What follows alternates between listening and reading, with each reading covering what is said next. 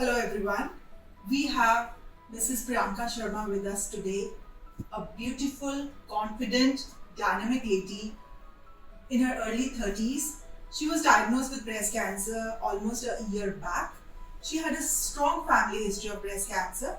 Her grandmother was diagnosed with breast cancer. Her first cousin is a case of CA ovary, and so she underwent a BRCA gene testing and she was diagnosed positive for BRCA1. She had triple negative breast cancer, though it was a very small tumor in her breast. There were no nodes in the axilla.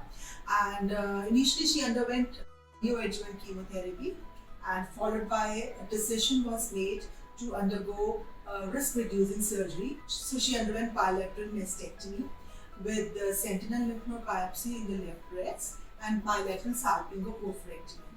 And she's doing perfectly all right now, and we will hear her courageous story. Over to you, Priyanka. Hello everyone, my name is Priyanka Sharma. मुझे breast cancer diagnose हुआ था जुलाई 2022 में और किसी भी normal इंसान की तरह मैं भी परेशान हो गई थी क्योंकि कैंसर से ज़्यादा हम उसके नाम से डर जाते हैं। But I was very lucky to found great doctors. So initially I started treatment in one of the private hospital. My experience was not good. Then I went to Apollo and my oncologist introduced me to Dr. Rajendra Kaur Sagu when the decision was for surgery. So I remember when I was meeting all the surgeons, my gynecologist came and said, "Okay, you are getting a very frank doctor. Be confident." And मैं ma'am से पहली बार मिली थी दिसंबर 2022 में। Ma'am ने examine किया और पहली ही मुलाकात में उन्होंने एक बहुत कॉन्फिडेंस दिया मुझे। लाइक शी एग्जामिन्ड मी, उन्होंने बहुत ही अच्छे से मुझे एक्सप्लेन किया and she understood my personality overall कि मैं बॉडी कॉन्शियस हूँ या मुझे किस तरह से आगे ट्रीटमेंट आगे किस तरह से लेना है और क्या क्या कॉम्प्लिकेशंस आएंगी। सो हमारा डिस्कशन हुआ, फिर हमारी मीटिंग्स हुई। उसी दौरान सर्जरी की डेट आई क्योंकि 16 कीमो मेरी पूरी हो चुकी थी। तो जब सर्जरी का डिसीजन आया उससे पहले मुझे कीमो बोर्ड लगा हुआ था यहाँ पर पे, उसमें मतलब यहाँ पे लगा हुआ था, उसमें इन्फेक्शन हो गया। सो सर्जरी से पहले ही मैंने मैम का एक्सपर्टीज़ देख लिया क्योंकि कीमो पोर्ट भी मेरा मैम ने ही रिमूव किया था। देन ट्रीटमेंट प्लानिंग हुई, डिस्कशन हुआ सर्जरी का।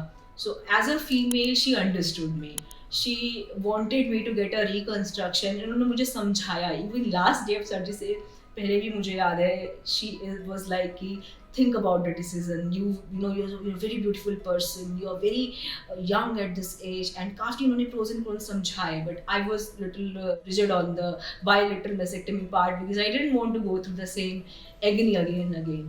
So I remember the day came January 30th and surgery से पहले भी मैम ने मुझे बिल्कुल मेंटली प्रिपेयर किया। सबसे पहले सर कि दिस इज, उन्होंने मुझे पिक्चर्स दिखाए मेस्टेक्टमी के बाद आप कैसे दिखोगे, आपके साथ क्या आप पहले प्रिपेयर हो इस चीज़ के लिए, आप अभी भी सोच लो बेटा। और इतना उन्होंने कंपैशनेट तरीके से मुझे समझाया, संभाला। एंड उसके बाद मुझे याद है मैंने कहा मैम नहीं अब तो यही करना है, तो जिसे ओके प्रिपेयर। एंड मुझे याद है सर्जरी से पहले मैं बहुत नर्वस थी। सो मैम ओटी में बैठे हुए थे, मैम ने मुझे चेयर अप करने के लिए सेल्फी खींचे मेरे साथ, हमने स्नैपचैट रील बनाई। एंड ये बहुत छोटे छोटे जेस्चर्स होते हैं बट कितना मुझे उन्होंने एकदम मूड चेंज कर दिया सर्जरी से पहले। मुझे बिल्कुल पता नहीं चला, 6 घंटे सर्जरी चली। एंड स्पेसिफिक के लिए उन्होंने मेरे हस्बैंड को बुलाया, तो खैर मैं तो अनकॉन्शियस थी बट हस्बैंड ने देखा, उन्होंने बोला, उन्होंने मुझे जब आई गॉट गेन कॉन्शियसनेस, मुझे सबसे ज़्यादा डर यहाँ पे था because it was a bilateral मastectomy and I didn't had any pain here. मुझे पेन हो रहा था ओवरेक्टमी का and that was surprising for me. Then next day ma'am आए, ड्रेसिंग किया एंड सर्जरी के नेक्स्ट डे ही मैम ने मुझे खुद अपना हाथ पकड़ के चलवाया, वॉक करवाया। उसके बाद स्टिचेस रिमूव हुए। स्टिचेस रिमूव होने के बाद मैम ने हर एक स्टेज पे मुझे एक तरह से संभाला और बहुत मेरे को सपोर्ट किया। सो सर्जरी से पहले मैम ने मुझे मेडिटेशन की सलाह दी, एक्सरसाइज की सलाह दी और इन सब चीज़ों ने मुझे बहुत हेल्प किया। Even after surgery when I lost my confidence, so ma'am ने मुझे प्रोस्थेटिक्स के बारे में बताया। खुद सर्जरी रिमूवल के बाद मैम ने मुझे प्रोस्थेटिक्स पहनाए और सिर्फ मुझे ही नहीं मेरे हस्बैंड को भी बिठा के मैम ने कंसोल किया कि ये एक न्यू लाइफ है, you like a new child, you like a baby. So धीरे धीरे लाइफ में खुद को वापस लाओ, पहले जैसे बन जाओ और ऑफिस जाना स्टार्ट करो। कुछ भी नहीं, आप में कोई कमी नहीं है, your femininity is not lost. So इन चीज़ों ने मुझे वापस ज़िंदगी की ओर बढ़ने में बहुत मदद की।